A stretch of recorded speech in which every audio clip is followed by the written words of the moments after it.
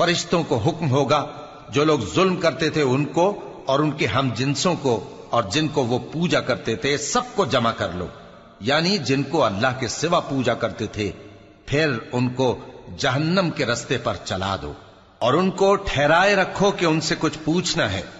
تم کو کیا ہوا کہ ایک دوسرے کی مدد نہیں کرتے؟ اصل بات یہ ہے کہ آج یہ لوگ اپنی غلطی تسلیم کر رہے ہیں اور وہ ایک دوسرے کی طرف رخ کر کے سوال و جواب کریں گے۔ پیروکار اپنے پیشواؤں سے کہیں گے کہ تم ہی ہمارے پاس دائیں طرف سے آتے تھے، وہ کہیں گے نہیں، بلکہ تم ہی ایمان لانے والے نہ تھے اور ہمارا تم پر کچھ زور نہ تھا بلکہ تم ہی سرکش لوگ تھے۔ سو ہمارے بارے میں ہمارے پروردگار کی بات پوری ہو گئی کہ اب ہم عذاب کے مزے چکھیں گے۔ سو ہم نے تم کو بھی گمراہ کیا کہ ہم خود بھی تو گمراہ تھے، پس وہ اس روز عذاب میں ایک دوسرے کے شریک ہوں گے۔